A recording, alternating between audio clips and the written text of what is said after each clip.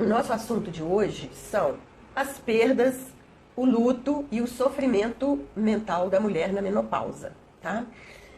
As pesquisas a respeito desse assunto têm apontado que no período do climatério, o luto se instala na vida da mulher por diferentes perdas percebidas por elas.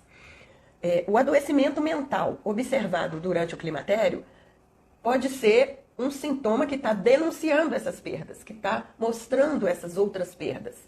Aqui eu estou falando de perdas secundárias, não estou falando de perda de pessoas queridas, não. Estou falando de perdas relacionadas a valores que a gente tem durante a vida e durante o climatério e que por algum motivo a gente perde.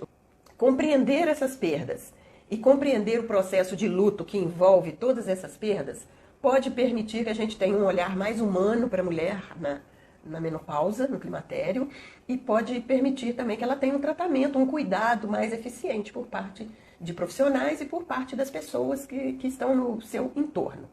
O luto, gente, a palavra luto, geralmente é associada à morte de alguém importante para nós.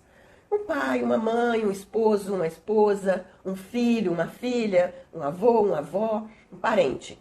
Mas quando eu falo em luto, eu estou querendo dar uma conotação muito mais abrangente do que simplesmente a perda de uma pessoa querida para nós. Então a gente não vê, é raro a gente ver o uso dessa palavra luto para se referindo a outros tipos de perda, que não seja a morte. Então às vezes as pessoas se confundem com isso, né? As pessoas acham que a palavra luto só se aplica à morte de uma pessoa. Mas não é assim. Eu vou mostrar aqui para vocês que isso é muito mais abrangente.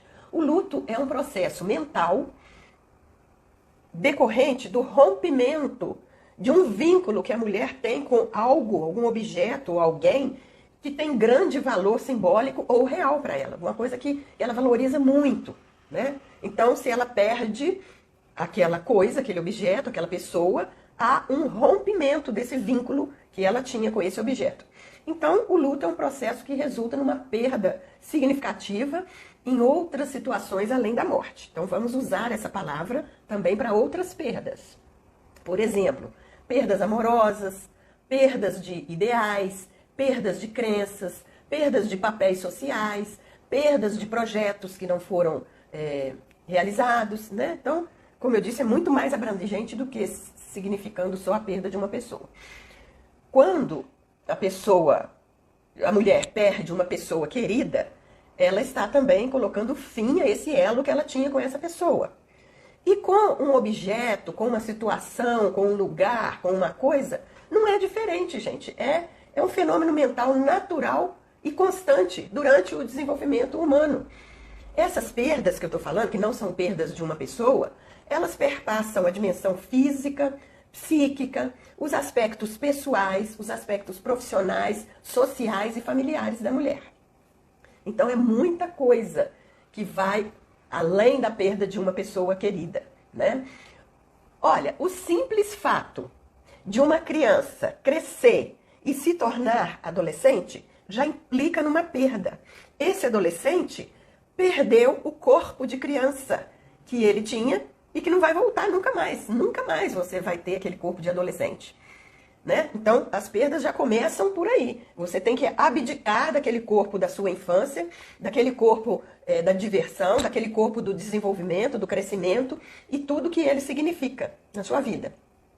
Igualmente, gente, nós temos perdas. A mulher da menopausa, ela está perdendo aquele corpo adulto, né? A criança mudou para o corpo de adolescente, o corpo de adolescente mudou para o corpo de adulto. Então, nós recebemos da adolescência um corpo de adultas. E agora nós estamos perdendo esse corpo de adultas para dar lugar à senilidade, ao envelhecimento, a um corpo mais envelhecido, mais vivido, mais experiente. No decorrer da vida, nós temos fases de estabilidade alternadas com fases de transição. Na fase da estabilidade, é a fase da calmaria, é a fase que a gente está armando uma estrutura de vida, é a fase que a gente está, digamos assim, montando o circo, montando a barraca do circo. nós fazemos escolhas, nós estabelecemos objetivos, procuramos atingir esses objetivos, mas de repente, quando você está bem tranquila lá na sua zona de conforto, da sua fase estável, aparece uma fase de transição. Então, por exemplo, uma mulher solteira, ela vai ter uma fase de transição para uma mulher casada. Uma mulher casada, ela vai ter o seu tempo de estabilidade, casada, sem filhos, mas na hora que surgem os filhos, ela vai mudar de status. Então, ela está transitando para uma vida de maternidade, de mãe. É outra realidade, é uma transição, né? Então, quando a gente muda, quando a gente passa por essa transição, a gente abandona aquela estrutura anterior, até questiona ela. E não é, tanta gente fala assim, se eu soubesse que ter filho era tão bom, eu já tinha tido filho mais cedo. Quem já ouviu isso aí nas conversas, nos bate-papos aí da vida? Então, por quê? Porque você questiona aquilo que você estava vivendo antes e você recebe de braços abertos a nova fase que você está vivendo agora da maternidade, tá? Então, é isso que eu quero que vocês entendam, cada transição que a gente faz envolve o fim da fase anterior e é um término, é um rompimento, é o fim de uma fase. E então isso desencadeia um processo de luto e de perda, de separação daquela perda que nós tivemos do corpo de mulher sem filhos, tá? Então as principais fases de transição que nós temos na nossa vida são essas aqui, ó. Primeira fase de bebê para a criança, sendo que nós temos a criança subdividida a primeira infância e a segunda infância. Da segunda infância, a gente vai para outra transição, para a adolescência. Da adolescência, entre 17 e 22 anos, a gente faz a transição para a vida adulta, para o corpo de adulto, para os compromissos de um adulto, etc., para as escolhas de um adulto. Depois, nós vamos enfrentar outra transição aos 30 anos, tá? Aos 30 anos, a gente está ali no auge da nossa juventude, no auge da nossa produtividade, e então tem aí essa transição de 30 anos. A gente fica um pouco de tempo nessa fase aí estável, estabiliza esses 30 anos, 34, 36, 38. Quando chega 40 anos, a gente muda de novo. A gente faz uma outra transição para a meia-idade. Não é exatamente aos 40 anos, tá, gente? Isso é muito pessoal, muito individual, muito flexível. Pode ser com 45, com 47. E para a maioria das pessoas, essa fase de 40 anos é uma fase de crise, de perda do eu jovem para assumir um eu maduro. E a última transição é quando a gente passa, 45, 50, 60, passa todo esse período aí do climatério e menopausa, para lá aos 65 anos assumir a fase, mudar de fase para a fase que os autores consideram como senilidade, tá? Como uma fase senil. Senil aqui não é no sentido pejorativo, não é no sentido de deboche, é o nome da fase, gente, é o nome da fase, né? A fase do envelhecimento, a fase que o corpo está mais desgastado, está mais cansado, etc. Olha, viver essas perdas que a mulher enfrenta, muitas vezes são experiências de difícil elaboração. Tem mulheres assim que realmente não admitem que estão tendo perdas da sua imagem corporal, do seu peso, da sua pele lisinha, do seu cabelo castanho, preto, etc. E às vezes elas têm dificuldade de elaborar esse luto, de conviver com isso, e ainda permanecem fazendo procedimentos estéticos para burlar o enfrentamento dessa perda do corpo jovem. O luto ele pode se manifestar de formas diferentes para o homem e para a mulher. Para a mulher, o luto é mais significativo nas questões que dizem respeito à imagem corporal, à estética, ao aparecimento, de rugas, de cabelo grisalho, de perda da energia do corpo jovem. Agora, você sabe que o homem nem dá bola para isso? O homem nem dá bola para essas coisas. O homem, os lutos deles são diferentes dos nossos. Ele se ressente com a perda do status social que ele tinha no emprego. Por exemplo, se ele se aposenta, ele fica se sentindo aí meio inútil, meio sem poder, sem status, né? e ele se ressente se ele, por exemplo, tem uma doença e depende dos cuidados de alguém, porque ele não consegue se cuidar sozinho. Isso é muito forte para o homem. Ele sofre muito quando ele fica doente e perde a autonomia, né? Então, a forma de reagir às perdas são diferentes para os homens e para as mulheres, porque o que importa nas perdas para os homens e para as mulheres também são fatores diferentes, né? No processo do luto, das perdas, geralmente observa-se sofrimento intenso, choro, sentimento de fraqueza, alterações do sono, insônia ou querer dormir demais, alterações do apetite, do peso, bem como dificuldades de concentração e dificuldade na fala. Estes sinais também são observados em quadros patológicos.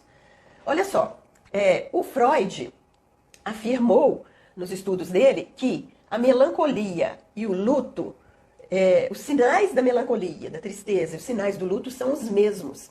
Mas a diferença é que na melancolia, a autoestima se abala, a autoestima se enfraquece, a autoestima se perturba. Agora, no luto, nem sempre isso acontece. Muitas vezes a pessoa passa pelo luto, mas mantendo a sua autoestima, mantendo sua autoconfiança, sabendo que aquilo é um processo que que tem que ser vivido, tem que ser atravessado, não dá para saltar aquela etapa, então a autoestima está em dia.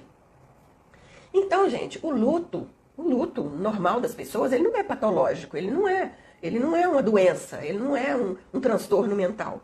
Ele é normal, é um processo lento, para muitas pessoas às vezes ele é doloroso, e para muitas mulheres ele pode trazer retraimento social.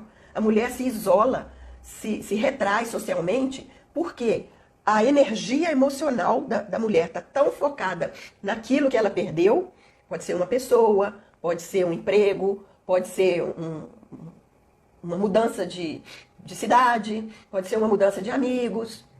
Então, o foco da energia dela está tão voltado para a perda que ela não sobra energia, não sobra tempo para ela se interessar por outras atividades. Por isso que acontece o isolamento social. Mesmo com isso tem que ser passageiro, gente. Isso não pode ficar para a vida toda. Porque se ficar para a vida toda, aí já virou um processo patológico. Isso eu estou falando do luto normal. Então, mesmo assim, mesmo com esses sintomas todos que eu estou relatando, é esperado que a maioria das pessoas consiga passar pelo luto sem uma patologia, sem um adoecimento mental. Eu acho até que a maioria delas consegue, né? Agora, nos casos em que há a instalação de uma patologia nesse período do luto, é muito provável que a pessoa já vinha desenvolvendo uma predisposição para desenvolver um transtorno mental e o luto foi apenas o gatilho que desencadeou aquele transtorno mental, certo? O climatério, então, é a fase da vida feminina em que ocorrem muitas perdas, gente. Vocês já pararam para pensar nisso? Quantidade de perdas que a gente tem nessa fase do climatério? Então, isso justifica, em parte, algum sofrimento mental nesse período. Mas não quer dizer necessariamente que a mulher tem que entrar numa vibe de transtorno mental por causa das perdas que ela está enfrentando no climatério. Então, o climatério é um período de transição entre a vida reprodutiva da mulher e a vida não reprodutiva. Isso é outra coisa, outra perda. Na menopausa, a gente perde a capacidade de reproduzir. Encerra completamente. Você até consegue reproduzir, como aconteceu aí com a Cláudia Raia, né? Mas não pelos métodos naturais. Seria por métodos artificiais. Que a medicina já avançou muito e consegue fazer essa inseminação na pessoa mais velha, tá? Então, essa perda da reprodução, da capacidade reprodutiva da mulher, vai passar por 3 fases, que eu já falei aqui em lives anteriores, mas eu vou falar de novo só para recordar. A primeira fase é a pré-menopausa, que são os últimos anos da vida reprodutiva da mulher, que inicia-se em torno, por volta de 40 anos, mas não é uma coisa exata, pode ser 45, 47, 48, e vai ocorrendo gradativamente um declínio da produção dos hormônios sexuais, principalmente o estradiol e a progesterona. Isso então é o que acontece na primeira fase. Na segunda fase do climatério vem a perimenopausa, que é a menopausa propriamente dita, que engloba então os últimos anos da pré-menopausa até um ano após a última menstruação. Um ano após a última menstruação está dentro desse período da perimenopausa. Esse período aí da perimenopausa vai se caracterizar por fluxos menstruais irregulares, por fluxos às vezes muito curtos, diferentes do que era habitual para a mulher, ou então fluxos muito longos e muito intensos, muito fluxo. Acontece muito com as mulheres nessa fase. E a terceira fase do climatério é após a menopausa, é a fase então que se inicia um ano após a presença da última menstruação. Você tem que ter isso anotado, porque quando você vai no médico, ele pergunta qual foi sua última menstruação. Não é só o ginecologista que pergunta, não. Quando você vai num exame de sangue, eles costumam perguntar no laboratório também. Quando você vai fazer uma densitometria óssea, eles costumam perguntar também. Mamografia também. Então você tem que ter isso anotado para você ter essa resposta na ponta da língua na hora que algum profissional de saúde te perguntar, tá? Então, após menopausa, vai começar um ano depois da cessação da menstruação e vai até os 65 anos, quando então a mulher vai entrar na vida senil, que é a classificação que os autores dão. Então, essas três fases, elas costumam ser permeadas por alterações corporais ou emocionais também, que são atribuídas à baixa de hormônios. Então, a baixa de hormônios leva a culpa de tudo nessa fase aí, nessas três fases. Sintomas vasomotores, né? Aparecimento de varizes, perda de energia, diminuição da força física, alterações do sono, alterações no trato urinário, no humor, no aparelho sexual, aumento do risco para o desenvolvimento de doenças cardiovasculares, osteoporose e transtornos ansiosos e depressivos. Nas últimas décadas, em função do aumento da expectativa de vida das pessoas, diversos estudos sobre essas alterações que ocorrem na vida da mulher no climatério têm sido realizados. Mas, infelizmente, gente, a maioria dos estudos, inclusive os estudos da área de saúde mental, como eu disse para vocês, põe a culpa toda de tudo que está acontecendo na queda dos hormônios. É uma visão puramente biológica desse momento de vida da mulher. Então, gente, são poucos os estudos, são minoria o estudo que trata dessa fase da vida, que aborda os aspectos psicossociais da vida da mulher nessa fase, além de abordar os biológicos. Então, certo seria abordar os biológicos, os psicológicos e os sociais, porque tem muita mudança na vida da mulher que não é só biológica. Então, os estudos ainda estão atrasados nessa linha de pensamento, nesse quesito aí de pesquisar sobre as transformações e os sintomas que aparecem durante a menopausa. Então, nós nunca devemos atribuir isso somente a causas biológicas, somente a causas hormonais. Tem que ver o todo, né? Tem que ver as transformações psicológicas, as transformações sociais, etc. Tá? Então, a maior incidência de adoecimento mental nas mulheres no climatério não é decorrente da queda de hormônio típica desse período, mas tem a ver também com diversas perdas que acontecem nessa fase e o luto necessário para a compreensão e elaboração dessas perdas. Então agora eu vou falar para vocês as perdas que acontecem, resumidamente, nesse período da menopausa, né, do climatério, para vocês entenderem que vai muito além da perda hormonal. Primeiro tipo de perda que a mulher tem na menopausa é o luto pela perda estética. Então, é rugas, cabelos grisalhos, flacidez, celulite, pneuzinho para todo lado, gordura localizada, né, abdominal principalmente. Então, aquele corpo de adulto, de mulher adulta que você tinha, vai perdendo lugar para o corpo de uma mulher madura. Vai tendo perda de vigor, perda de energia, perda de força, perda da potência. Então, essas são as perdas, resumidamente, na área da questão estética. O segundo tipo de perda, que a mulher se ressente muito, é a perda da fertilidade, da capacidade de reproduzir. Não ser apta a reproduzir, não ser capaz de reproduzir, pode causar um impacto na prática sexual da mulher, porque existe ainda muitas crenças limitantes a respeito da sexualidade, ainda existe a crença de que sexo só é feito para a reprodução, então acabou a reprodução, não tem mais sexo. E outra coisa, a sexualidade da mulher madura ainda é tratada com muito preconceito e com deboche por pessoas mais jovens, pela sociedade de um modo geral, né? Então essa perda da fertilidade traz consigo alguma perda na área sexual também, algum bloqueio para namorar, por exemplo. Às vezes a mulher já é, nessa idade, ela está solteira ou está divorciada, está viúva, e aí poderia namorar de novo, mas ela não quer namorar porque ela acha que não vai ter um desempenho sexual adequado para um novo relacionamento. Terceiro tipo de perda que as mulheres enfrentam é a perda pelo ninho vazio. É aquele esvaziamento da casa quando os filhos crescem e saem de casa para trabalhar, para casar, para mudar de cidade. E também, às vezes, concomitantemente, acontece a perda do cônjuge por morte ou por divórcio, por separação. Então, isso vai trazer à mulher antigos medos, antigas angústias de abandono e de separação.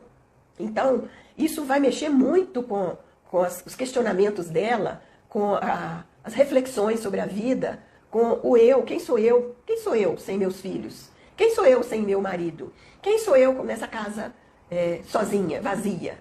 Sobra tempo, diminuem as compras, a casa fica mais arrumada porque não tem ninguém para bagunçar, tem silêncio na casa. Então são tantas coisas que acontecem, que entram na vida da mulher na fase do ninho vazio, que muitas mulheres assim sofrem muito com esse ninho vazio.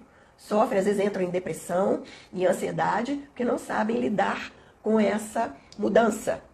Muitas mulheres que sofrem com isso indicam para mim que são mulheres que não tinham um projeto de vida próprio, elas viviam em função do projeto de vida dos filhos, ou viviam em função do projeto de vida do marido. A hora que afastam os filhos e o marido, ela não tem um projeto de vida próprio, ela não sabe o que ela quer, ela não sabe o que ela gosta, ela não sabe que meta que ela vai alcançar. Então, não precisa ser assim. O processo do ninho vazio é normal, é o ciclo da vida. Os filhos têm que sair mesmo de casa para bater as asas, não é para eles ficarem para sempre no ninho. E a gente tem que lidar com isso de uma forma natural, madura e equilibrada. Casa, quem ficou com esse sofrimento do ninho vazio foi meu marido. Pois é, gente, vocês acham que é só mulher, né?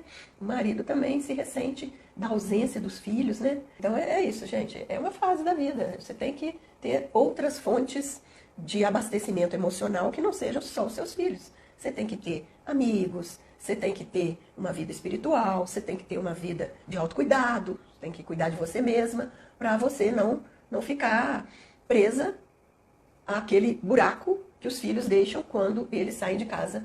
Ainda quando muda para outra cidade, fica mais difícil ainda. Quando está perto da gente, na mesma cidade, às vezes até no mesmo bairro, como é o caso dos meus que estão aqui no meu bairro, rapidinho, pertinho, eu vejo eles vêm aqui também, mas quando muda para outra cidade a coisa complica, né? Fica mais escasso a convivência. Então eu vou falar agora da quarta perda, que é a perda de um projeto de vida.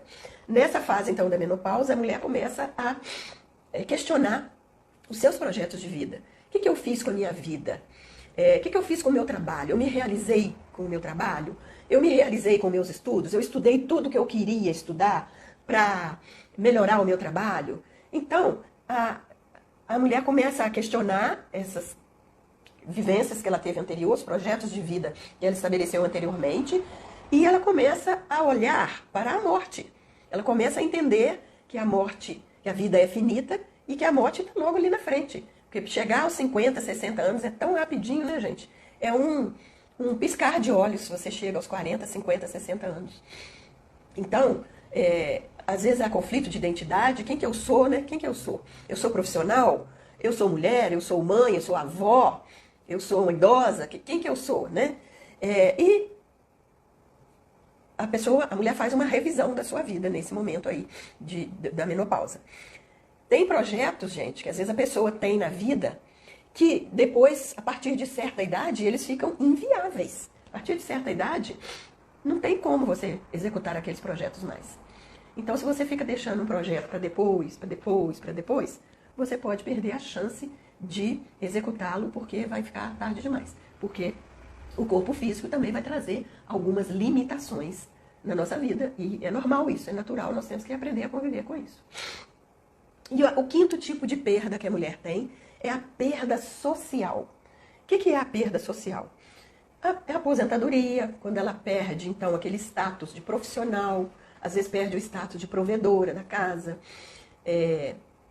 laços sociais que ela tinha, que são desfeitos. Então, quando ela aposenta, ela acaba se afastando dos amigos de trabalho, já não tem mais a mesma convivência diária que ela tinha antes. Então, muitos laços sociais são desfeitos, ou por morte, ou por separação, como eu disse, né? Ou você muda de cidade, ou você para de trabalhar por aposentadoria, e aí não tem mais contato com os amigos do trabalho. Você desenvolve maior dependência de terceiros. Acontece, às vezes, na menopausa, que você já não tem a mesma agilidade, o mesmo desprendimento, a mesma força que você tinha quando era jovem. E aí você tem que pedir ajuda para terceiros. Muitas vezes a gente pede ajuda para os filhos. Eu, por exemplo, não tenho força, às vezes, para apertar um parafuso, uma coisa que precisa ficar assim muito firme, muito segura. Não adianta nem tentar, eu tenho que chamar meus filhos para fazer para mim. Então, assim, isso é uma perda social, porque eu era independente, eu era autônoma, e agora eu não consigo isso mais. Ainda tem os casos da pessoa que se isola por algum tipo de doença adquirida nessa fase, ou diabetes, ou pressão alta, ou alguma doença autoimune. Então acaba a pessoa se isolando por causa da doença, né? Ela se recolhe por causa da doença. E vem também, nessa perda social, vem também as questões da solidão e solitude. O que é solidão? O que é solitude? Eu consigo identificar o que há na minha vida? Na minha vida, eu tenho solidão ou eu tenho solitude? O que representa para mim chegar em casa e a casa está vazia e eu poder sentar no meu sofá e assistir um filme, tomar um chazinho? O que significa isso para mim? É solidão ou é solitude? Ou é um desfrutar da minha companhia, um desfrutar do meu momento? Então, são perdas sociais que a gente tem, que a gente precisa adaptar e ressignificar e conseguir novas maneiras de obter nutrição afetiva, abastecimento emocional. Uma outra questão aqui, que a gente é da geração sanduíche, né? Aquela geração que fica no meio, né? Entre cuidar dos filhos mais novos, dar atenção para os filhos mais novos e cuidar dos pais idosos, que passam a depender de nós. Então isso, às vezes, nos prende, nos traz muitas perdas, realmente, sonhos que a gente deixa de realizar. E é um sofrimento, né? É um sofrimento a gente ter um sonho, ter um projeto e não poder realizar porque está presa, não por obrigação. Espero que você não esteja presa aos seus pais por obrigação, mas que você esteja presa por devoção. Porque aí no dia que eles se forem, você vai ter a consciência tranquila, o seu peito vai estar leve, que você vai poder dizer, eu fiz tudo que estava ao meu alcance. Até renunciando às minhas próprias vontades, às minhas próprias sonhos, minhas necessidades.